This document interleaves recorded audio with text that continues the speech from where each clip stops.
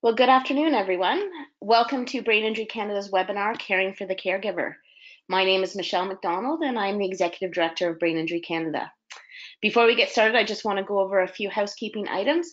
All attendees have been muted, but we do want to hear from you throughout the presentation. You can submit questions through your control panel. Questions will be held to the end of each presenter, and we will endeavor to answer them all.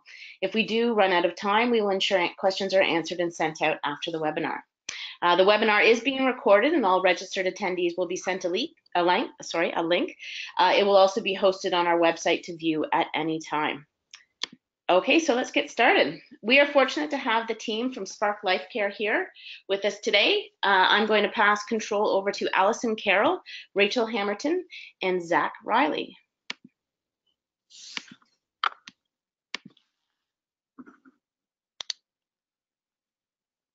Perfect. Well, good afternoon, everyone. First off, we wanted to thank Michelle and the team over at Brain Injury Canada for allowing us to present. Self-care is something pretty important to all of us. We are an organization that provides, professional caregiving, but that doesn't mean we can't, all learn a little something about self-care. We're fortunate today to have a little mix of, both professional caregivers and the family caregivers. So this presentation will kind of touch on both, but I think regardless of what, capacity as a caregiver that you are, we can all benefit from a little bit of self-care. So I am Allison Carroll, and I am the Director of Culture at Spark Life Care. And with me, we're going to be having Rachel Hamilton, who's going to be the main presenter of the day today. She is one of our fantastic caregivers and is also completing her master's in self-care. And then we also have Zach Riley, who is one of our care partners here at Spark. So without further ado, I'll pass it off to Rachel. All right, hello everyone. So to start off just with some minor statistics, more than 8 million people in Canada provide care to a friend or a loved one, and that's without the professional capacity. And over 500,000 of these individuals provide care to someone who is struggling with either a mental illness or a physical limitation, and the majority of these are for aging parents.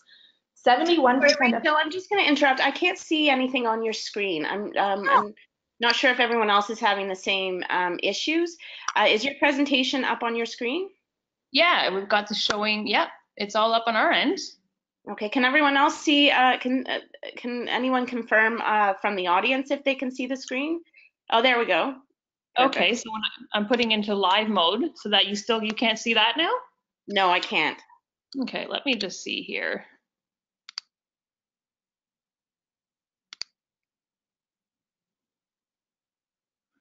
Okay. Yeah, no, others are seeing. Oh, there we go. Here, how's that? That's perfect. Okay. All right. Sorry about that. Thank you for pointing that out. Sorry about that, you guys. All right, so going on, 71% of family caregivers provide care with 2 or more tasks. So that can be anything from helping with personal items, meal prep, out into the community, anything like that. And about half of caregivers provide care within the home of the receiver. So you're actually being in the home of somebody else and providing care there. 9 out of 10 informal caregivers provide some form of emotional support, and almost half of informal caregivers with kids under the age of 18 report that caregiving takes away from their time with their own children. And 60% of caregivers also provide care while also juggling a job, which can be a job in of itself sometimes as well. And it's been found that the more intense the care provided, the more stress levels and physical and emotional health levels decline within caregivers.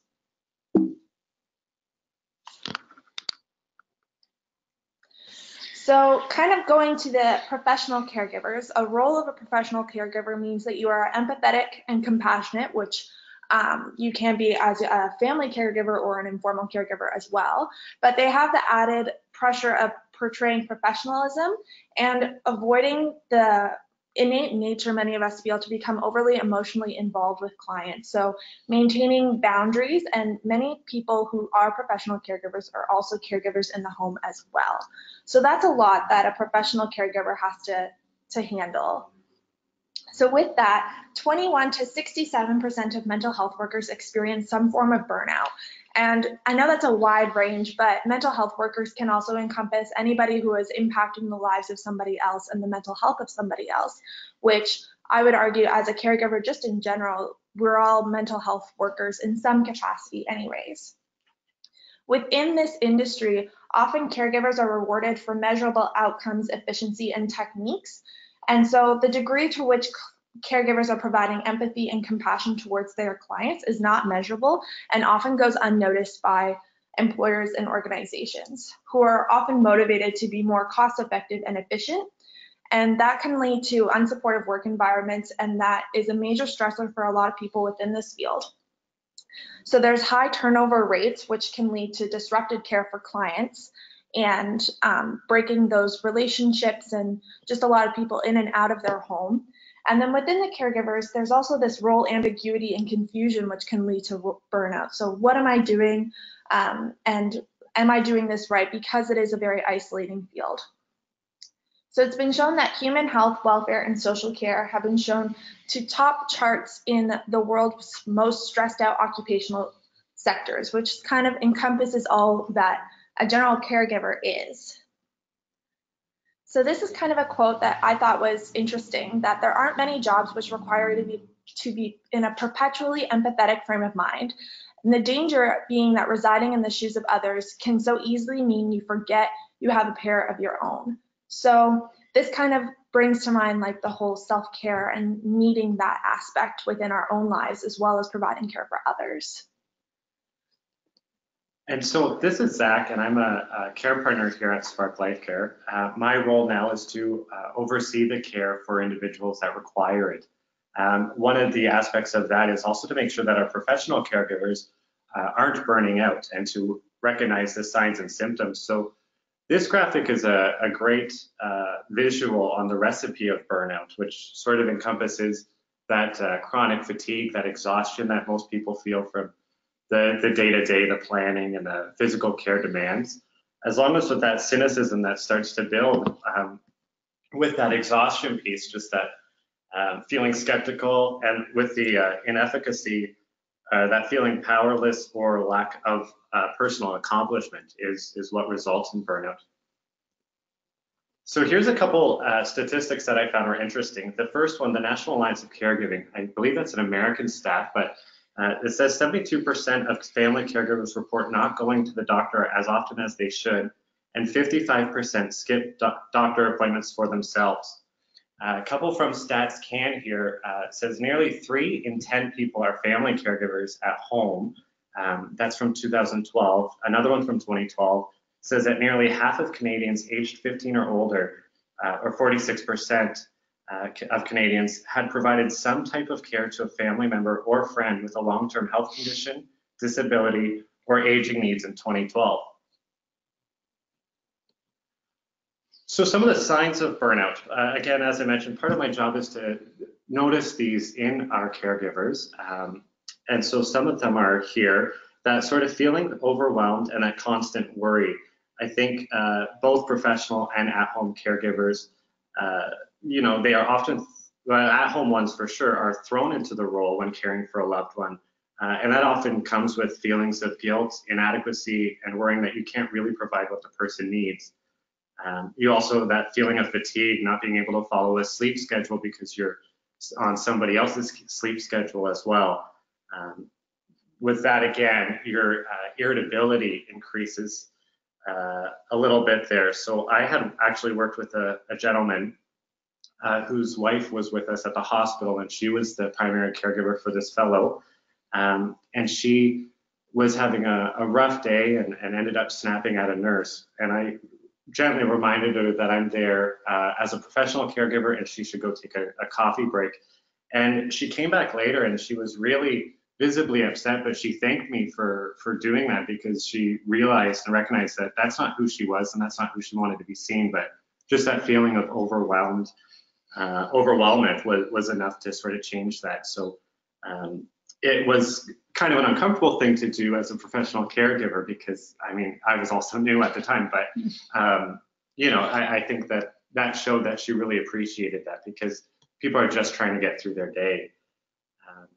Another aspect of that is that if you have professional support at home, a lot of people feel like they're walking on eggshells around the caregivers. They can't really be themselves, but I think for the most part, professional caregivers totally understand and are empathetic to that situation. So we recognize that, you know, you're going through rough times. Another part of this is that you start losing interest in your hobbies. So the hobbies that you once had that sort of had a good balance in your life are gone, and then your whole identity becomes caregiver. Another aspect, again, is the physical pain. Stress manifests itself in so many different ways that you start becoming physically unable to start taking care of yourself or the person that you are taking care of. And I thought it was interesting, a website that I was on mentioned that isolated caregivers are more vulnerable to burnout and more at risk for depression. And often another sign is that they cut themselves off of their social contracts. So how do we avoid burnout? I know that's kind of easier said than done, but I think following these tips is a great way to start. I think the first one is just setting realistic goals, you know, breaking large tasks into smaller steps that you can do one at a time. You know, prioritize, make lists, establish daily routine.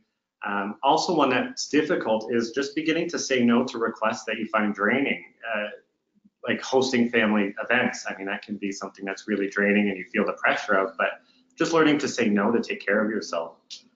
Setting personal health goals, you know, for example, set goals to establish a good sleep routine, find time to be physically active on most days of the week, having a healthy diet and drinking plenty of water. Many caregivers face issues with sleeping. Not getting quality sleep over a long period of time can cause health issues. If you are having trouble getting a good night's sleep, talk to your doctor.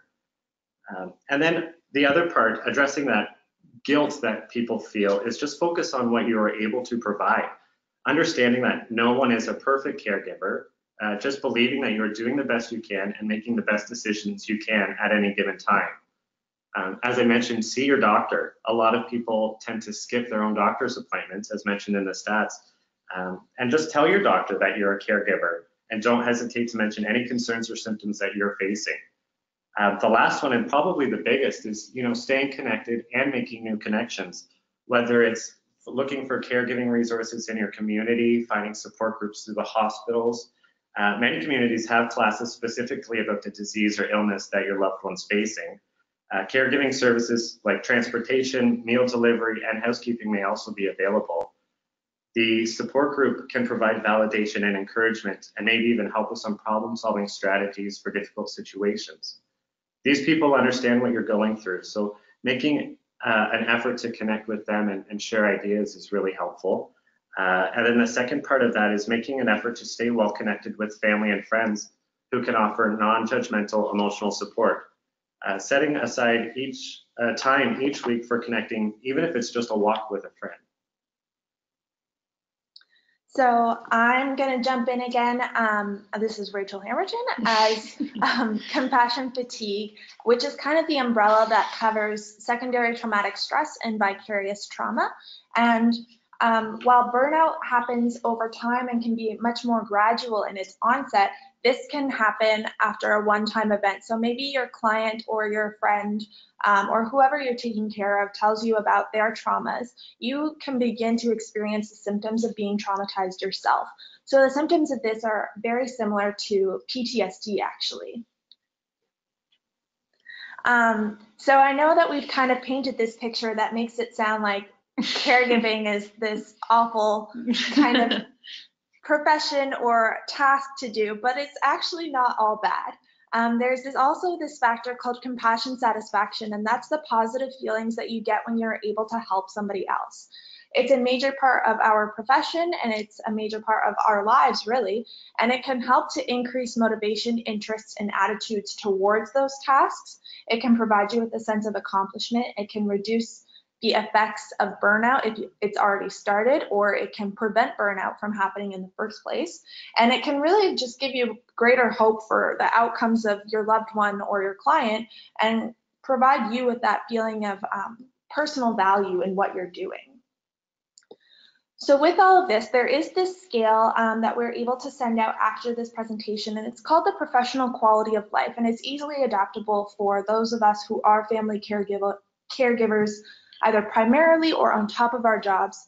And it kind of measures all of these aspects that we're talking about as a way of identifying, what should I do, what should I highlight, what's going on kind of within myself. So if any of these aspects kind of speak to you, especially with what Zach was talking about burnout, first of all. So if you're feeling all of those symptoms and you're struggling with hopelessness and the hardships of doing those tasks, there are things that you can do. So self-reflecting on things that you think you might not be doing as effectively in your job or in your caregiving, what might be contributing to your symptoms, and what is making you feel hopeless or what's making you feel as if it's difficult to do these tasks.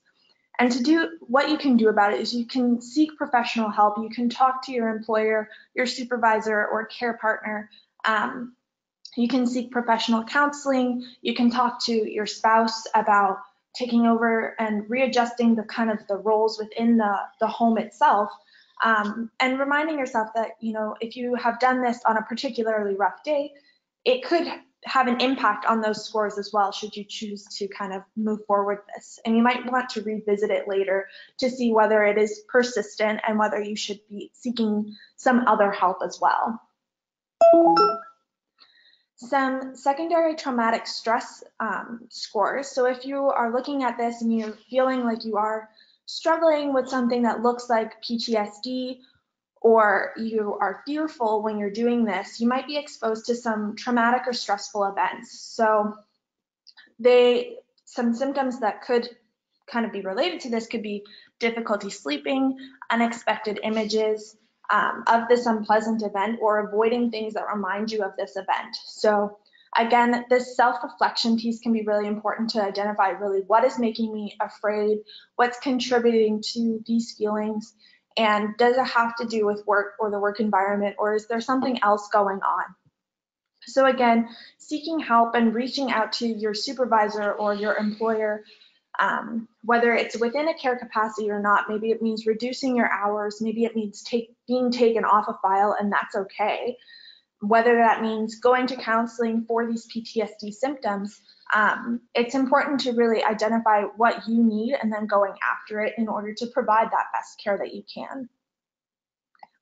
And then the compassion satisfaction piece is the area where the higher the score you have, the better, really. So again, this is being able to find joy and pleasure in being able to do your job and doing it well.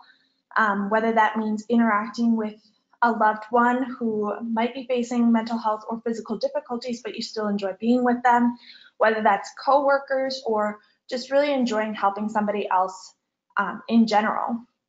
So if you do have a low score, finding ways to ignite kind of that passion and that spark again can be really helpful. Whether it's a specific client or a specific individual who is lacking that spark or is making you kind of feel as if you're not satisfied with your job, kind of we're looking at that and then moving forward with that. And then if none of that kind of sparks anything, then maybe looking at other areas of your life where you can find meaning, and that could mean volunteering elsewhere, finding a hobby, which we'll talk about later, and just kind of enjoying your activities outside of that as well. Rachel, I've just got someone that says they've lost audio. I just want to make sure it's not a systemic thing. Can other people just confirm that they can still hear the presenter? Just type into the question that you can, okay, so it looks like it's an individual. Okay, sorry, I'll deal with them privately. Thank you, sorry for the interruption. That's okay. So this kind of brings us to our really big topic of today, and that's self-care. So it's been one of 2018's biggest trends, and it can be misinterpreted as a reason to kind of just do whatever you want. Within our culture, perfectionism, busyness, and productivity are highly valued and desired, and self-care can be our way to change those societal standards to take back, leisure time as being something that is valuable rather than constantly being on the go and busy. And so while many people recognize the value of self-care, and as caregivers, we're good at telling other people how to do it and what to do and make sure you take care of yourselves, we're not very good at implementing it into our own lives typically. As natural empathetic people, it's almost second nature for a lot of us to want to put others first, but this is really taking back the control of our own lives and putting ourselves first and the well-being of ourselves and by extension others first, because when you are able to take care of yourself, you're able to take care of others better. So a lot of people ask, why self-care? I feel like I'm doing fine.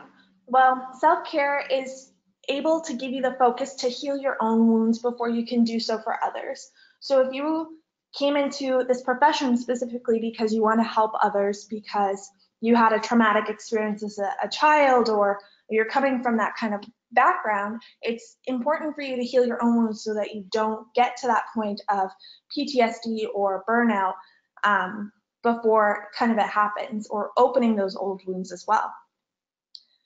You also want to self-care to provide better services for clients, so it can protect against burnout and then negative impacts of it towards clients. And it's actually more ethical to, take time off, take time for self-care, set boundaries, all of that, rather than just throwing yourself into your work as much as possible. It's also to create a balance between the personal and the professional lives if you are a professional caregiver, and if not, just to have that balance between yourself and your loved one as well. So it can have a negative impact on your life, including your family, when you are bringing that stress into your personal life. And so being able to set that balance is really important. And it is the oxygen mask to what we do. So just like they say on the airplanes, you have to put your own mask on before you are able to do that for someone else. You have to be able to provide for ourselves before we're able to provide for others. And not only does self-care alleviate stress, but it can also improve other areas such as self-compassion, overall life satisfaction, and decrease distress as a whole. And being able to act in a way that is caring towards yourself is actually acting in a way of loving yourself, because you're able to know what you need and act on that. So then I know I mentioned it's kind of more than just a bubble bath on a Friday night or the treat yourself mentality, but self-care is actually a lot more than that. It's looking at who you were before you were the job, or looking at who you were before you were just the caregiver. And it's able to separate kind of that work and the personal to create a balance and reconnect with who you were back then, kind of thing. And treating those old wounds if you need to, or regaining yourself that you lost within your caregiving capacity. And it allows you to, again, just reconnect with yourself. Self-care is purposeful and proactive in the way that you do it, in the sense that it's not reactive, because you want to implement it now and early on so that you can prevent aspects of burnout and protect yourself against secondary traumatic stress before it even happens. And you can use everyday activities as ways of self-care, and it's about changing that mindset and doing, this is my time for me to unwind, to take some time to do what I need to do, but also what I enjoy doing. So for example, if you have to walk the dog every night, using it as a way to appreciate the exercise or being outside and taking some just time away from your phone and from that caregiving capacity. It's also individualized and intentional. So what works for me might not work for Allison, or it's all about kind of what works for you. And you can try on different things, and if that doesn't work, then that's totally okay. But it's done with the intention of engaging with yourself and doing something solely for you. So it is an act that is by the self and for the self. It is not, however, selfish, or it is not a sign of weakness, because everyone needs love, and you shouldn't feel guilty for acting about yourself and acting in a way that is caring for yourself. And it's not a one and done event, but rather something that is continuous and is integrated into your lifestyle rather than added on top. So looking at the different ways in which we do self-care, there is the physical, which is maintaining your physical health to take care of your body, to put your mind in the best way so that you can succeed. The mental aspect is the actions for your mind to promote full mental function to the best of your capacity. The emotional is being able to acknowledge and accept emotions as they occur, so not burying anything or denying it, but rather having that self-awareness and acting accordingly. And then the spiritual is engaging in activities that give you meaning and make you feel connected. So while many people might associate this with a faith-based or religion, it's something larger that makes you feel, makes you find meaning and connects you to something that is larger. So some examples of activities that you can do for physical self-care include the typical, exercise, eating healthy, getting enough sleep, that kind of thing. For mental self-care, you can self-reflect, you can take time off, you can use a journal or go to counseling. For emotional self-care, you can spend time with your loved ones, just crying when you need to and using positive self-talk. And then spiritual self-care can be experiencing gratitude, self-compassion, meaningful conversations, engaging in meditation or reflection, that kind of thing.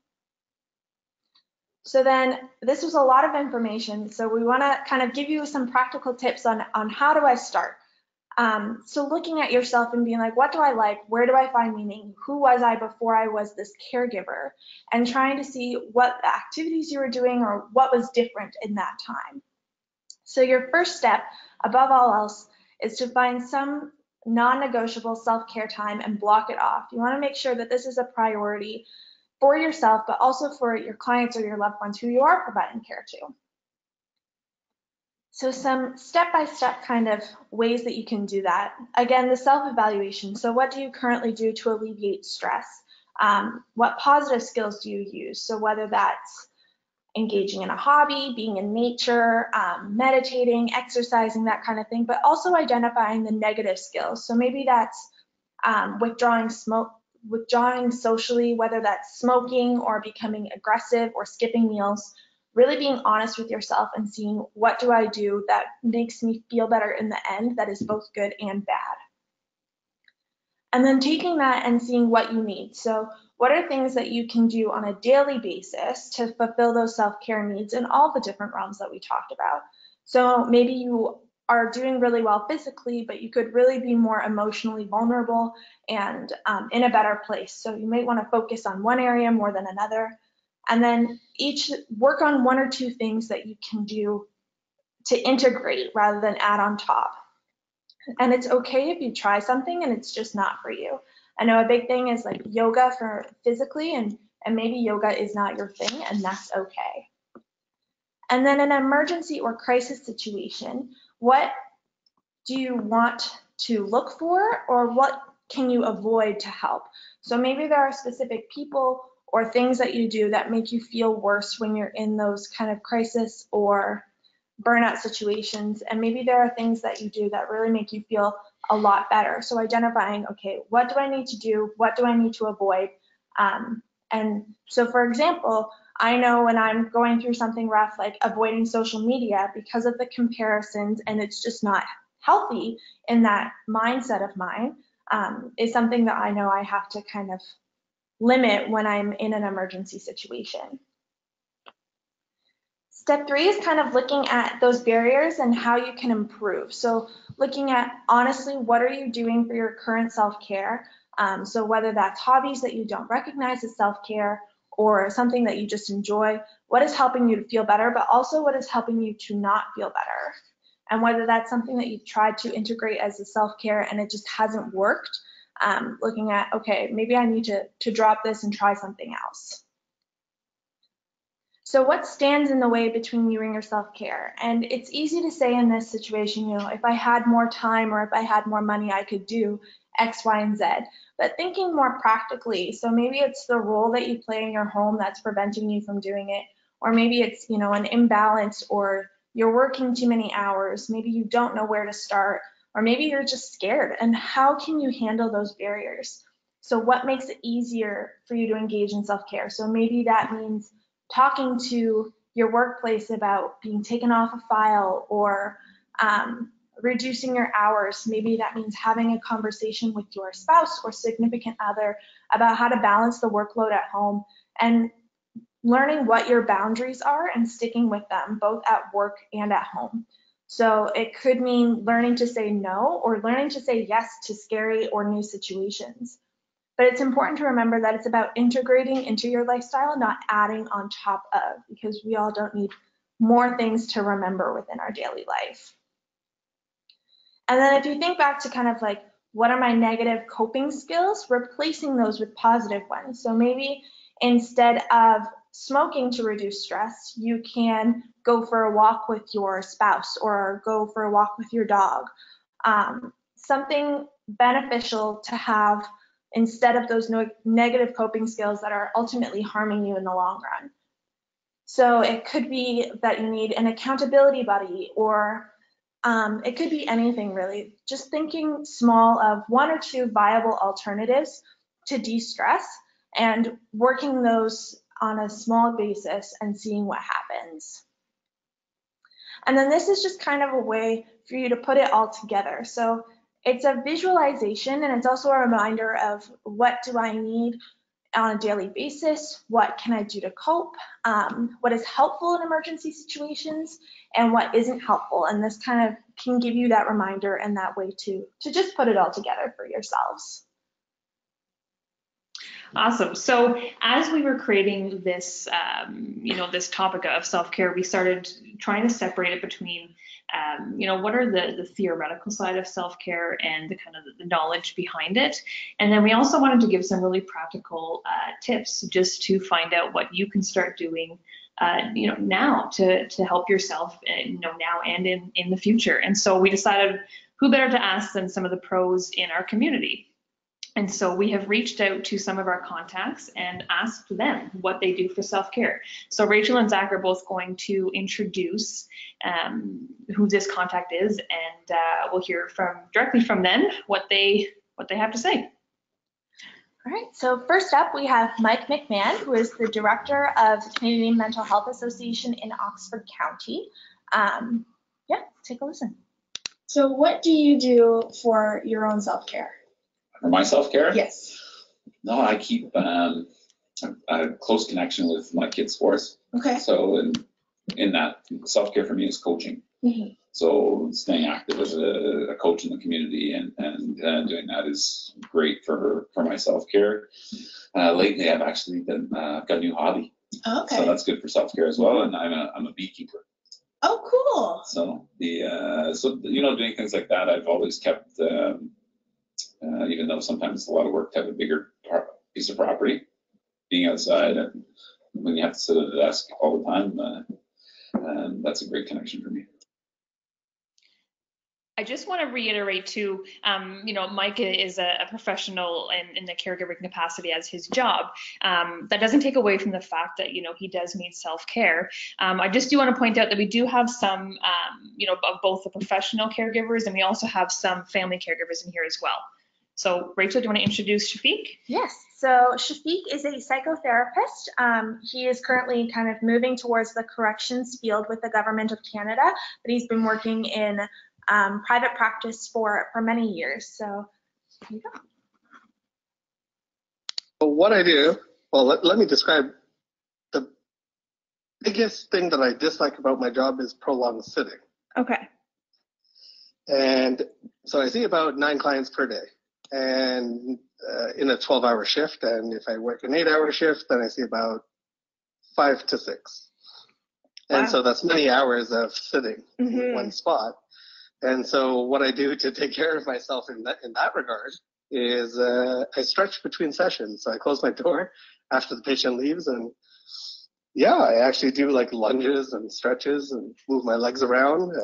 I take a walk. In our clinic, we have an atrium, and so what I try to do is go for walks in the 5-10 minute gaps around the atrium. Mm-hmm. So that's one way of doing self-care, at least for that specific issue. Okay. Yeah. Other things I do? Yeah. Okay, so after a long day of hearing about violence and trauma, not that all the clients have violence and trauma, but about 50% do. Okay. I like to listen to music depending on what my mood is on my way way home from the clinic back to my house. And the music will match whatever mood I'm in. So if I'm angry about injustice, heavy metal or something like that. If something more sad, then I'll listen to something softer. Okay. So it's a great way for me to decompress and gather and collect my thoughts. So that's another way in which I use immediate self-care. Okay. And so I got the opportunity to talk to both of these women who are amazing. Rachel did a great job when she was doing her interviews to keep it sort of to the point, whereas I ended up having great conversations with both of these people, and we isolated some of the better parts of the clips. So first is Chantel, who is a lady who is very, very busy in the healthcare field. She does in-home and community physiotherapy support with patients. In addition, she's an educator, she's a great colleague, and she's a mom. She has a huge family. I won't get involved, or I won't go into too much detail, but she speaks a little bit to it in these clips.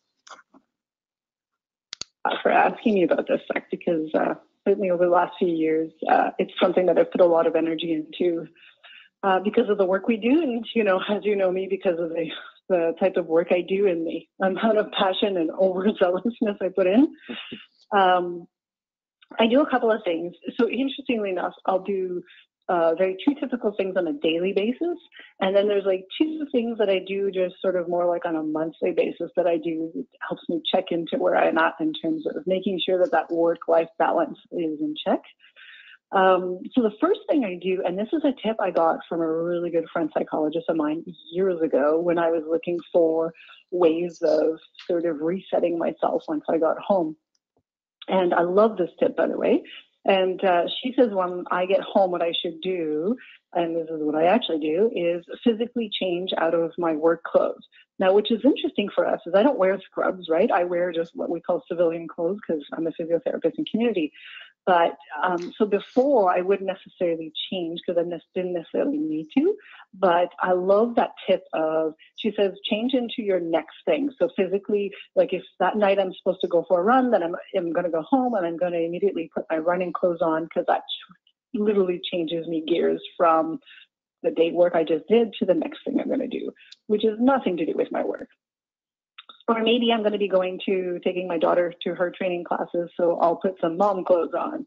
And I love the idea. It's like a physical activity that changes you from who you are during the day with your difficult job and makes you do your sort of homework stuff, which is kind of fun. And so that's a great clip from Chantel to talk about, what she should do or what she's currently doing. That advice, I think, is great advice. And I want to circle back to something Rachel had mentioned is that, not everybody's into yoga, and that tends to be, the trend in self-care. And not everybody wants to wake up at 5 a.m. and do 2 hours of yoga or just can't do it. So the second clip here is what I ended up asking her, what do you really do? So let's take a listen to that.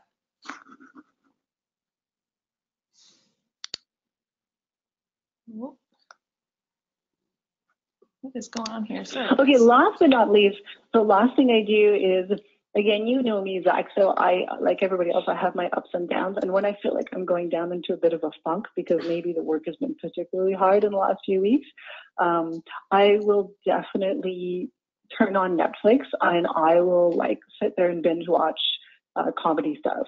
So usually stand-up comedy, and I'll just force laughter onto myself because I love to laugh. And when I feel like I'm not laughing anymore, that's a problem. Yeah.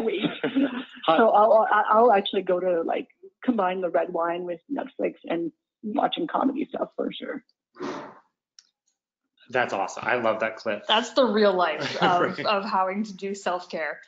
And so the next person I spoke with is Suzanne McKenna, who in the Ottawa community needs no introduction. She's a huge advocate for people with acquired brain injuries, again, wearing many hats in the community. Additionally, she's a caregiver at home, so I thought she offered a pretty unique perspective. And again, we've kind of split it up into two, some sound advice and then, that what did you really do? And you'll notice a theme here with the humor, so let's take a listen. Another really good way that I can take care of myself is having a sense of humor and being with people that have a sense of humor. Because you have to make light of the difficult situations. You're dealing with brain injury here, and there's nothing to, you can't try to tell yourself you're just taking care of, I'm taking care of my son who's only 29 years old and has a whole life ahead of him. And so you're not just caregiving, you're grieving. You're grieving all the time because you've lost, like he's grieving. So you're dealing with that, and there's so many times you can make light of a lot of difficult situations by just making a joke about it, and surrounding yourself with people that understand. Because when you laugh about it, rather than taking it seriously, it just makes a huge impact, and I think that's the best therapy for both the person with the brain injury and yourself, if the circumstances work. And then the second clip again is what you're doing that might not be your traditional answer. I even do, like, I know it sounds ridiculous, but I play solitaire on my phone because I don't have to think. I just get away from it and I just do solitaire. I started that and I said, why am I doing this? But it actually feels good because then I'm not thinking about planning. It's not just care, like the actual physical caregiving. You're always planning a person's life 24/7. All right. So again, we just wanted to talk to the pros and see what they're doing for the real life. And I thought, Suzanne's last example of playing solitaire, like it's just that few minutes of just peace where you can, turn your brain off and, just kind of allow your brain to kind of, recoup and rejuvenate. So the next part that I want to talk about is based off my background as a recreation therapist. And, this topic is so hard because it's so personal to each and every individual. And I know, as Rachel said, what is leisure to me is not leisure to Rachel, and it's not leisure to Zach. And so there's no kind of comparison. It's really just a personalized approach to finding something that works for you. And, before we get into it, this isn't something, that you have to, discover a completely brand new hobby and try something completely new out of your comfort zone just because you need some self-care. This can be something that you're already doing in your day-to-day life, but it just takes a little bit of a shift of perspective. And so I like to talk about hobbies just because what a hobby is to you is what it is to you. And so it can really be anything. But the whole idea behind it is just you want to immerse yourself in something that is just for you. And as Rachel touched on early, the I'm too busy has kind of become a badge of honor in our Western culture. And so we really wanted to reiterate that, I know life is busy. There's certainly no amount of falseness to that. We are all busy, but that's where it comes into that shift of perspective of really just trying to look at what you're doing in your day and just looking at it in a different light. And the last thing, if you do dedicate your time to self-care, whether that, whatever it may be, it helps you become more efficient with your time because, if you've got, a jam-packed day and then you don't really have anything on at night, or you've got a jam-packed evening and nothing on during the day, you tend to try and those two different jobs, so to speak, kind of bleed into each other. And whereas if you have something scheduled, you have to get that work done by 7 o'clock because you've got to head out to your next activity, whether it's going to your daughter's soccer game, like Mike was saying. Or going to whatever you may be going to, you just find yourself really completing everything you have to do in a more efficient time manner. And so just a few of the benefits of really choosing a hobby and something to immerse yourself in is that it can foster new social connections. And I say this going back to that perspective shift. So examples I like to use, which you see at the bottom, is maybe joining a book club. And I know that's kind of cliche, but if something you're already doing and you're already spending your evening just taking half an hour or taking an hour out of your night to read a book, why not join a book club and then do what you're already doing, give it more of a purpose if that's what you need. And then, joining a bunch of other people who are also reading the book, and then build that social connection. So you can do that, with that book club, or joining, a knitting group at the library. There's lots of opportunities out there. And again, it's just that opportunity to connect with like-minded individuals who, you can share with, and you can be, you can be someone other than just a caregiver, or other than just a mom, or, someone in that specific position. And the cool part of it is that you meet people that you otherwise wouldn't. And, sometimes they are like-minded individuals, sometimes they aren't. And that can give you a really good perspective as well. And then we all know that, the social connection that we can bring to each other as a community often leads to happiness. And then the last couple, they really do help you cope with stress. Rachel went over this already, but, I read this really great quote by Jamie Kurtz from Psychology Today. I do have the link in the next couple slides, the references, but I want to read it out loud because I just find it sums up so well, just the stress part. And so hobbies help you cope with stress. Imagine a rough day at the office where you were harshly criticized by your boss. Coming home and turning on the TV may provide a brief distraction, but it doesn't address your damaged ego. Now, imagine that after work, you head out to your soccer league or a pottery class. These activities are more than merely distracting. They remind you that there are many facets to your self-concept. Employee, yes, but also an athlete or an artist. As such, a blow to one aspect of your identity is less damaging. Simply put, your eggs aren't all in one basket. So I loved what Jamie was saying, is that, getting yourself a hobby, it just means that you're not, you're not just a mom, you're not just a caregiver, you're not just, professional professional caregiver or not, is that you are something outside of that as well. And so if one of those things, you're having a rough day as a caregiver, you've still got, the writer is still there, the artist is still there, someone who's contributing to society in some way is still there. And then so the benefits of hobbies, again, is just the ability to turn off your brain and quiet your thoughts. Suzanne said it perfectly about playing solitaire on her phone. She doesn't have to focus on that. She doesn't have to use her brain to do that. So she can just mindless and let her brain take, 5 minutes of a rest. Zach himself, he is quoted as saying he likes to go home and watch garbage TV for an hour. And it's, again, you turn your brain off and it just gives yourself a chance to rest. And then just, again, going back to that shift in perspective. And, a few examples of that is, you might, if you have a dog, you have to walk the dog. There's no getting around that. However, if you try and just change the way you think about it as, okay, you know what, I'm going to go for a walk, or maybe download a book on tape or a podcast, throw that on while you're walking the dog. And all of a sudden, this chore that you have to do is now something that you can, look to enjoy. Something like, washing the dishes. I have a lot of friends who find that extremely therapeutic. The hot water, the smell of the soap. I mean, go out and find a soap you like the smell of. It can be something as simple as that. It doesn't have to be hard. It doesn't have to be confusing. It doesn't have to be expensive. It's really just how you choose to see things. And I think there's opportunities for self-care everywhere. It's just we have to be open, and it's good. It's going to take some effort to actively seek them out, and trying to trick your brain into understanding, why you're doing these things. But hopefully, with all that we've learned today from Rachel and Zach and the pros that we got to speak with, and then some of these ideas of just shifting that perspective, hopefully you can find yourself some peace, I guess, and find yourself a few minutes to practice self-care, not only for the now, but for the future.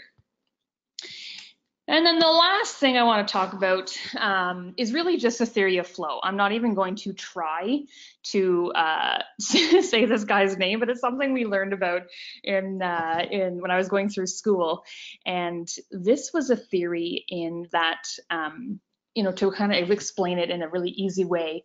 I think we've all experienced that theory of flow when you are so immersed in an activity or you know, you're really immersed in a good book, and then all of a sudden you look up and an hour has gone by or 2 hours has gone by. So it's just that feeling of, you know, that time flies, and it's finding activities that can allow you to do that. It doesn't have to be an hour, it doesn't have to be 2 hours, it can be 5 minutes, but it's just finding that activity that is going to be challenging enough for you, where you're going to be stimulated enough that it relaxes you enough.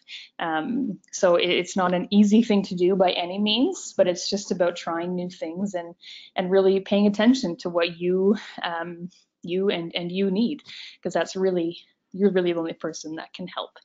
So that is all we have today. We do want to say a huge thank you to all of you as caregivers, whether you are a family caregiver, whether you are choosing to do this as a profession. It's kind of a thankless job, to be honest, and you guys deserve all the praise in the world, and you know that this world is better because you guys are in it. And then we also want to thank Michelle and the team over at Brain Injury Canada for allowing us this opportunity. I know that Michelle mentioned at first that we are going to open up to questions, and we would love to hear from you. So please fire away those questions. If you come up with something after we have ended the seminar today, here are our emails. Please, please, please do not hesitate to reach out. We are more than happy to help out. And if one of us can't, we will find the answer for you and connect you with someone who can. So Michelle, I'll pass it back over to you if you want to jump in and start firing off some of those questions, if there are any. Okay, thanks very much, Allison, Rachel, and Zach. That was great. I've got one question here. Can you please review the steps toward developing a self-care plan? Sure. I'm just going to fire, actually my clicker to go this way. Oh, no, it's not. Okay. No, we're near the bottom, there, Rachel? This one? Or keep going? Yeah, I can do it. All right, here we go. So it's really, to boil it down to kind of one simple thing, which it's not simple at all, but just self-evaluating. So looking at what you do currently, what you need to do, what you need to avoid, and then going accordingly. So what do you currently do to alleviate stress, both positive and negative? And what areas of your self-care need some more work, or which areas do you think that you need to focus on right now? And what do you need in emergency situations, and what do you need to avoid essentially as well? As well as looking at barriers and areas of improvement. So what are you currently doing for self-care, and is it helping, is it not helping? Whether you need to change some of your tactics to help with that. And what really stands in the way, and being really honest with yourself about how you can approach those barriers better. And starting small with replacing those negative kind of patterns or behaviors in a way that you can feel better with more positive ones. So putting it all together in your daily and emergency self-care plan, and identifying those positive coping strategies that you use as a way of kind of encouraging yourself, but also ways that you can replace those negative ones as well. I hope that answers your question. So Michelle, we can send you this, maybe I'll ask if we could send you this PowerPoint and some of the resources, and could you fire it out to everybody who's joining us today? Absolutely, yeah, and we'll also post, we usually post the slides on the website with the recording as well, so I'd be happy to send it out with the recording. Okay. Are there any other questions before we wrap up for the day? I got one for you, Michelle. What do you do for self-care? Oh. Put you in the hot seat. I don't do yoga. I try to walk my dog, but you know, to be honest, it's the same. You know, it's a glass of wine and a stupid show on TV. And you know, I've got young children, so and a hectic job. But yeah, anything I want to say it's running and yoga, but it's not. It's usually a glass of wine and you know, The Walking Dead or something where I don't have to put a lot of thought into it. Well, that's it, right? It doesn't have to be, you know, everyone kind of thinks that this self-care is this whole big grand illusion, and the yoga and the bubble baths, and, you know, everyone's got that perfect life, but that's not real, right? It's finding out what works for you. And if that works for you, then more power to you. Yep, agreed. So let's see if there are any other questions.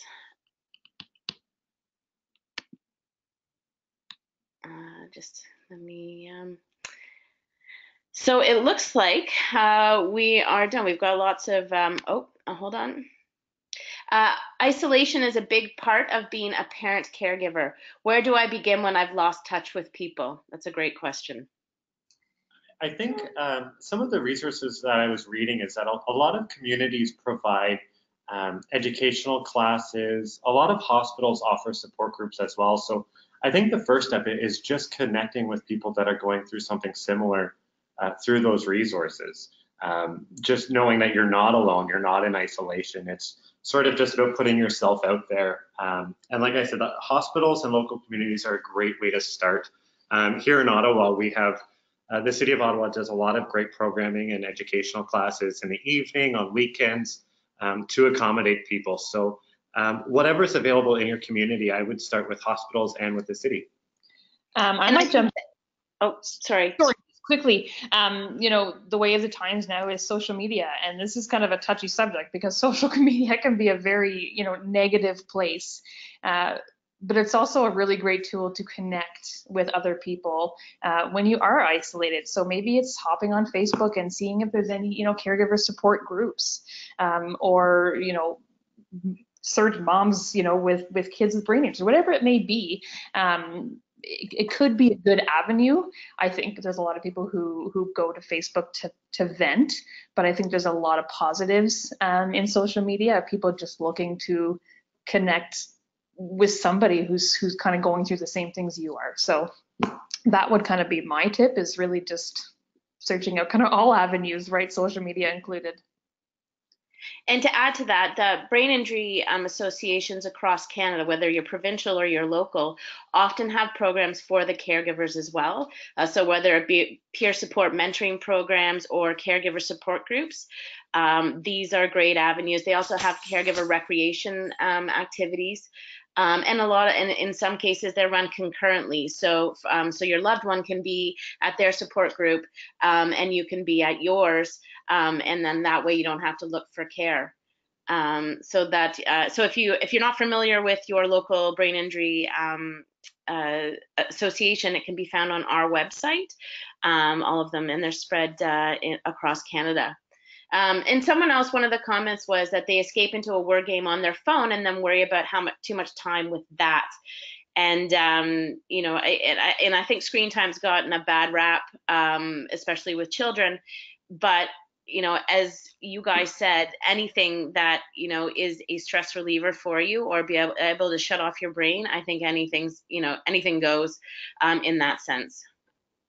Yeah, I mean, I would agree. There's also, you said, screen time gets a bad rap, but there's also some positives to come out of it, right? If you can take that 5 minutes and immerse yourself in a word game and come out, more calm, more ready, more, level-headed, so to speak. And that's not quite the right way to say it, but if you come out of it with these positive, positive results, then I really don't see the harm in it, as long as there's something good coming out of it.